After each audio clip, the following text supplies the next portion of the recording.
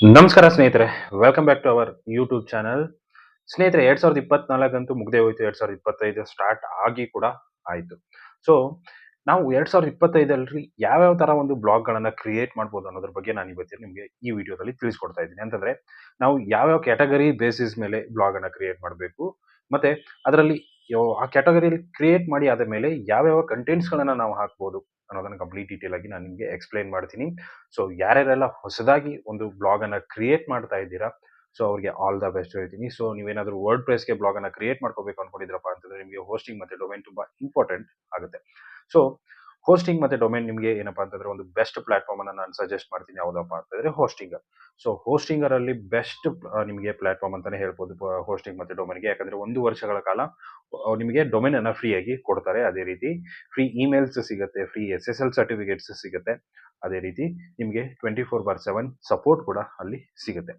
So ನಿಮ್ಗೆ ನೀವು ಹೊಸದಾಗಿ ಬೈ ಮಾಡ್ತಿದ್ದೀರಪ್ಪ ಅಂದ್ರೆ ಲಿಂಕ್ ನಿಮ್ಗೆ ಡಿಸ್ಕ್ರಿಪ್ಷನ್ ಅಲ್ಲಿ ಸಿಗುತ್ತೆ. ಸೊ ಆ ಲಿಂಕ್ ಮುಖಾಂತರ ಹೋದ್ರಪ್ಪ ಅಂದ್ರೆ ನಿಮ್ಗೆ ಇನ್ನ 10 to 20% ಡಿಸ್ಕೌಂಟ್ ನಿಮ್ಗೆ ಸಿಗುತ್ತೆ. ಸೊ ಯಾರೆಲ್ಲ ಸ್ಟಾರ್ಟ್ ಮಾಡ್ತಾ ಇದ್ದೀರಾ ಹೋಗ್ಬಿಟ್ಟು ಸ್ಟಾರ್ಟ್ ಮಾಡ್ಬೋದು ಅಂತ ಹೇಳೋದಕ್ಕೆ ಇಷ್ಟಪಡ್ತೀನಿ. ಸೊ ಏನಾದರೂ ಪ್ರಾಬ್ಲಮ್ಸ್ ಇದ್ರೂ ಕೂಡ ನನ್ನ ನೀವು ಟೆಲಿಗ್ರಾಮ್ ಆಗಿರ್ಬೋದು ಅಥವಾ ನನ್ನ ಇನ್ಸ್ಟಾಗ್ರಾಮ್ ಅಲ್ಲಿ ನೀವು DM ಮಾಡ್ಬೋದು. ಸೊ ನನಗೆ ಆದಷ್ಟು ನಾನು ನಿಮಗೆ ಸಪೋರ್ಟ್ ಮಾಡ್ತೀನಿ. ಸೊ ಇವಾಗ ಏನಂತಂದ್ರೆ ಹೊಸದಾಗಿ ಒಂದು ವಾಟ್ಸಪ್ ಗ್ರೂಪ್ ಕೂಡ ಓಪನ್ ಮಾಡಿದ್ದೀನಿ. ಸೊ ಅಲ್ಲಿ ನೀವು ಜಾಯಿನ್ ಆಗ್ಬೋದು. ಲಿಂಕ್ ನಿಮಗೆ ಡಿಸ್ಕ್ರಿಪ್ಷನ್ ಅಲ್ಲಿ ಸಿಗುತ್ತೆ. ಸೊ ವಿಡಿಯೋನ ಕೊನೆವರೆಗೂ ನೋಡಿ. ಇಷ್ಟ ಆಗೋದೇ ಒಂದು ಲೈಕ್ ಮಾಡೋದನ್ನ ಮರಿಬೇಡಿ. ಸೊ ಬನ್ನಿ ವಿಡಿಯೋನ ಶುರು ಮಾಡೋಣ. ಸ್ನೇಹಿತರೆ, ಮೊದಲಿಗೆ 2024ರಲ್ಲಿ ಸೊ ಮುಗ್ದೇ ಹೋಯ್ತು. 25 ಅಂತೂ ಬಂದ್ ಆಗಿ ಆಯ್ತು. ಸೊ ಇವಾಗ ನಾವು ಯಾವ್ಯಾವ ಕ್ಯಾಟಗರಿ ಬೇಸಿಸ್ ಮೇಲೆ ನಮ್ಮ ಒಂದು ಬ್ಲಾಗ್‌ಗಳನ್ನ ಕ್ರಿಯೇಟ್ ಮಾಡ್ಬೇಕು. ಸೊ ನಿಮ್ಗೆ ಬ್ಲಾಗ್ ಅನ್ನ ಕ್ರಿಯೇಟ್ ಮಾಡ್ಬೇಕು ನಾನ್ ಹೇಳ್ತೀನಿ ಅಂತ ನೀವು ಕ್ರಿಯೇಟ್ ಮಾಡೋದಲ್ಲ. ಅದೇ ರೀತಿ ನಾನ್ ಯಾವ್ಯಾವ ಒಂದು ಕ್ಯಾಟಗರಿ ಹೇಳ್ತೀನಲ್ಲ ಅದನ್ನ ನೀವು ಕ್ರಿಯೇಟ್ ಮಾಡೋದಲ್ಲ. ಸೊ ನಾನ್ ಹೇಳುವಂತ ಕ್ಯಾಟಗರಿಯಲ್ಲಿ ನಿಮಗೆ ಯಾವ್ದು ಒಂದು ಸ್ಕಿಲ್ ಇದೆ ನೀವು ನೋಡ್ಬೇಕಾಗುತ್ತೆ. ಸೊ ಆ ಸ್ಕಿಲ್ಸ್ ಇರಬೇಕು ನಿಮ್ಗೆ. ಯಾಕೆ ಅಂತಂದ್ರೆ ಸ್ಕಿಲ್ ಏನಕ್ಕೆ ಇರಬೇಕು ಅಂತಂದ್ರೆ, ಸೊ ಅದರ ಬಗ್ಗೆ ಗೊತ್ತಿದ್ರೆ ಮಾತ್ರ ನೀವು ಬರಿಯಕ್ಕಾಗೋದಲ್ಲ. ಸೊ ಗೊತ್ತಿಲ್ಲ ಅಂತಂದ್ರೆ ನೀವು ಯಾವುದೇ ಕಾರಣಕ್ಕೂ ಬರೆಯೋದಕ್ಕೆ ಚಾನ್ಸ್ ಇಲ್ಲ. ಸೊ ಅದೇ ರೀತಿ ನೀವು ಗೊತ್ತಿರೋಷ್ಟು ಬರೀತೀರಾ. ಅದಾದ ಮೇಲೆ ನಿಮ್ಗೆ ಏನಾಗುತ್ತಪ್ಪ ಅಂತಂದ್ರೆ ಕಂಟೆಂಟೇ ಸಿಗಲ್ಲ. ಸೊ ಅವಾಗ ಏನಾಗುತ್ತೆ, ನೀವು ಕಂಟೆಂಟ್ ಹಾಕದೇ ಇರುವಾಗ ನಿಮ್ಮ ಬ್ಲಾಗ್ ಏನಾಗುತ್ತೆ, ಡೆಡ್ ಆಗುತ್ತೆ. ಸೊ ಅದಕ್ಕೋಸ್ಕರ ನೀವೇನ್ ಮಾಡ್ಬೇಕು, ನಿಮ್ಗೆ ಫಸ್ಟ್ ಸ್ಕಿಲ್ ಇರಬೇಕು. ಸೊ ಆ ಸ್ಕಿಲ್ಸ್‌ಗಳ ಪ್ರಕಾರ ನೀವೇನಪ್ಪಾ ಅಂತಂದ್ರೆ ಆ ಒಂದು ನಿಮ್ಮ ಒಂದು ಬ್ಲಾಗ್ ಅನ್ನ ಕ್ರಿಯೇಟ್ ಮಾಡ್ಬೇಕು. ಸೊ ಫಸ್ಟ್ ಒಂದೊಂದಾಗಿ ನಾನು ನಿಮ್ಗೆ ಎಕ್ಸ್‌ಪ್ಲೈನ್ ಮಾಡ್ಕೊತಾ ಹೋಗ್ತೀನಿ. ಸೊ ಕೊನೆವರೆಗೂ ನೋಡೋದನ್ನ ಮರಿಬೇಡಿ. ಸೊ ಮೊದಲಿಗೆ ಬರೋದೇನಪ್ಪಾ ಅಂತಂದ್ರೆ finance related. So finance related ಏನಕ್ಕೆ ಮಾಡಬೇಕು ಬ್ಲಾಗ್ ಅಂತ ಹೇಳೋದಕ್ಕೆ ಇಷ್ಟಪಡ್ತೀನಿ. ಸೊ ಮೊದಲಿಗೆ ಏನಂತಂದ್ರೆ ಫೈನಾನ್ಸ್ ಅಲ್ಲಿ ಗೂಗಲ್ ಕಡೆಯಿಂದ ತುಂಬಾ ಒಂದು ನಿಮ್ಗೇನಂತಂದ್ರೆ ಅಂದ್ರೆ ದುಡ್ಡು ಜಾಸ್ತಿ ಸಿಗುತ್ತೆ. ಸೊ ಇನ್ ಕೇಸ್ ನೀವು ಯೂಟ್ಯೂಬ್ ಅಲ್ಲೂ ಕೂಡ ನೋಡಿರ್ಬೋದು, ಫೈನಾನ್ಸ್ ರಿಲೇಟೆಡ್ ಯಾರೇ ಮಾಡಿದ್ರೂ ಕೂಡ ಅವರಿಗೆ ದುಡ್ಡು ಜಾಸ್ತಿ ಇದೆ. ಸೊ ಅದಕ್ಕೋಸ್ಕರ ನಾವೇನಪ್ಪಾ ಅಂತಂದ್ರೆ ಫೈನಾನ್ಸ್ ರಿಲೇಟೆಡ್ ಯಾರಿಗೆಲ್ಲ ಸ್ಕಿಲ್ಸ್ ಇದೆ, ಇಂಟ್ರೆಸ್ಟ್ ಇದೆ ಅವರೆಲ್ಲ ಫೈನಾನ್ಸ್ ರಿಲೇಟೆಡ್ ಬ್ಲಾಗ್‌ಗಳನ್ನ ಮಾಡ್ಬೋದು. ಸೊ ನೆಕ್ಸ್ಟ್ ಸೆಕೆಂಡ್ ಬಂತಪ್ಪ ಅಂತಂದ್ರೆ ಟೆಕ್ ಅಲ್ಲಿ ಬರುತ್ತೆ.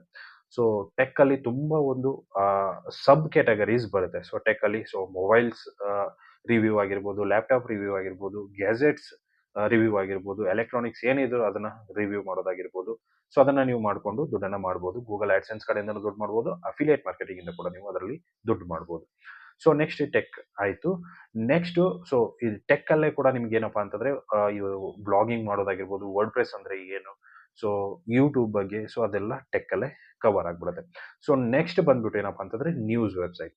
ಸೊ ನ್ಯೂಸ್ ಒಂದು ಬ್ಲಾಗ್ ಮಾಡೋದ್ರಿಂದ ಕೂಡ ನೀವೇನ್ ಮಾಡ್ಬೋದಪ್ಪ ಅಂತಂದ್ರೆ ಅದನ್ನ ಮಾಡ್ಬೋದು 100% ಆಗಿ. ಯಾಕಂತಂದ್ರೆ ನ್ಯೂಸ್‌ಗೆ ಇರುವಷ್ಟು ಟ್ರಾಫಿಕ್ ಯಾವುದಕ್ಕೂನು ಇಲ್ಲ. ಬಟ್ ಏನಂತಂದ್ರೆ ನೀವು 100% ಆಗಿ ಒರಿಜಿನಲ್ ಕಂಟೆಂಟ್ ಅನ್ನ ಹಾಕ್ಬೇಕು. ಯಾವುದ್ರಲ್ಲೇ ಆದ್ರೂನು ಕೂಡ 100% ಹೋಗಿ ಒರಿಜಿನಲ್ ಕಂಟೆಂಟ್ ಅನ್ನ ಹಾಕ್ಬೇಕು.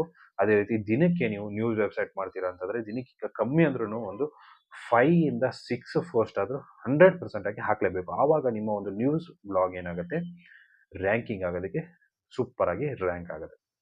ಸೊ ನೆಕ್ಸ್ಟ್ ನ್ಯೂಸ್ ಆದ ಮೇಲೆ ನೆಕ್ಸ್ಟ್ ಬರೋದೇನಪ್ಪಾ ಅಂತಂದ್ರೆ ಸರ್ಕಾರಿ ಯೋಜನೆಗಳು. ಸೊ ನೀವು ನಿಮ್ಮ ಒಂದು ಸರ್ಕಾರಿ ಯೋಜನೆಗಳ ಒಂದು ವೆಬ್‌ಸೈಟ್ ಅನ್ನ ಕ್ರಿಯೇಟ್ ಮಾಡ್ಬೋದು ಅಥವಾ ಬ್ಲಾಗ್ ಅನ್ನ ಕ್ರಿಯೇಟ್ ಮಾಡ್ಬೋದು. ಯಾಕಂತಂದ್ರೆ ಅದರಿಂದ ಕ್ರಿಯೇಟ್ ಮಾಡೋದ್ರಿಂದ ಏನಾಗುತ್ತೆ, ಸರ್ಕಾರಿ ಯೋಜನೆಗಳ ಬಗ್ಗೆ ಗೂಗಲ್ ಅಲ್ಲಿ ತುಂಬಾ ಜನ ಸರ್ಚ್ ಮಾಡ್ತಾರೆ.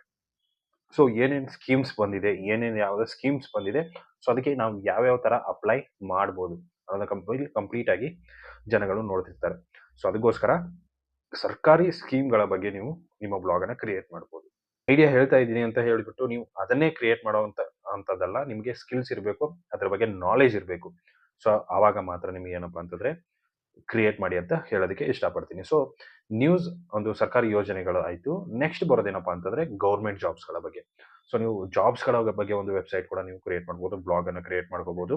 ಸೊ ಅಲ್ಲಿ ನೀವೇನಪ್ಪ ಅಂತಂದರೆ ಈಸಿಯಾಗಿ ನೀವು ಸರ್ಕಾರಿ ಓಪನ್ ಆಗಿರುವಂಥ ಕೇಂದ್ರ ಮತ್ತು ರಾಜ್ಯ ಸರ್ಕಾರದಲ್ಲಿ ಏನು ನೋಟಿಫಿಕೇಶನ್ ಬಂದಿರುತ್ತಲ್ಲ, ಸೊ ಅದನ್ನು ನೀವು ಈಸಿಯಾಗಿ ಅಲ್ಲಿ ಟೈಪ್ ಮಾಡಿಕೊಂಡು ಹಾಕೊಂಡು ಈಸಿಯಾಗಿ ನೀವು ಟ್ರಾಫಿಕನ್ನು ತಗೋಬೋದು. ಸೊ ಟ್ರಾಫಿಕನ್ನು ತಗೊಂಡಾದ್ಮೇಲೆ ನಿಮಗೆ 100% ಗೂಗಲ್ ಆಡ್ಸೆನ್ಸ್ ಕಡೆಯಿಂದ ಅಪ್ರೂವ್ ಕೂಡ ಸಿಗುತ್ತೆ. ಸೊ ಅಪ್ರೂವ್ ಸಿಕ್ಕಾದ್ಮೇಲೆ ನೀವೇನು ಮಾಡ್ಬೋದಪ್ಪ ಅಂತಂದರೆ ಅರ್ನಿಂಗನ್ನು ಸ್ಟಾರ್ಟ್ ಮಾಡ್ಬೋದು.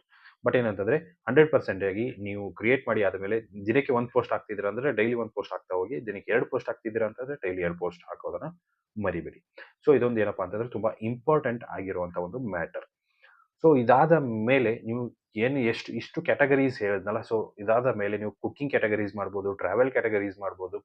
ಸೊ ಇದೆಲ್ಲ ಕ್ಯಾಟಗರೀಸ್ ಅನ್ನ ನೀವು ಮಾಡ್ಬೋದು. ಸೊ ಬಟ್ ಏನಂತಂದ್ರೆ ನಿಮಗೆ ಅದರಲ್ಲಿ ಸ್ಕಿಲ್ಸ್ ತುಂಬಾ ಇಂಪಾರ್ಟೆಂಟ್ ಆಗುತ್ತೆ. ಸೊ ಇಷ್ಟು ಸ್ನೇಹಿತರೆ ಇವತ್ತಿನ ವಿಡಿಯೋ ಇಷ್ಟ ಆಗಿದೆ ಅನ್ಕೊಂಡಿದ್ದೀನಿ. ಸೊ ಇನ್ನು ಯಾರೆಲ್ಲ ನಮ್ಮ ಒಂದು ವಾಟ್ಸಪ್ ಗ್ರೂಪ್ ಅಥವಾ ಟೆಲಿಗ್ರಾಮ್ ಆಗಿರ್ಬೋದು, ನೆಕ್ಸ್ಟ್ ಇನ್ಸ್ಟಾಗ್ರಾಮ್ ಆಗಿರ್ಬೋದು, ಇನ್ನು ಯಾರೆಲ್ಲ ಫಾಲೋ ಮಾಡಿಲ್ಲ ಹೋಗ್ಬಿಟ್ಟು ಫಾಲೋ ಮಾಡ್ಕೊಳ್ಳಿ. ಅದೇ ರೀತಿ ಅಲ್ಲೂ ಕೂಡ ನಿಮಗೆ ಒಳ್ಳೆ ಒಳ್ಳೆ ಅಪ್ಡೇಟ್ ಸಿಗುತ್ತೆ. ಸೊ ಒಬ್ಬರೇ ಬೆಳೆಯೋದು ಬೇಡ, ಜೊತೆಗೆ ಎಲ್ಲರೂ ಬೆಳೆಯೋಣ ಅಂತ ಹೇಳೋದಕ್ಕೆ ಇಷ್ಟಪಡ್ತೀನಿ. ಸೊ ಇಷ್ಟು ಇವತ್ತಿನ ವಿಡಿಯೋ. ಸೊ ಸಿಗೋಣ ಮುಂದಿನ ವಿಡಿಯೋದಲ್ಲಿ ಅಂತ ಹೇಳ್ತಾ ಥ್ಯಾಂಕ್ ಯು ಸೋ ಮಚ್.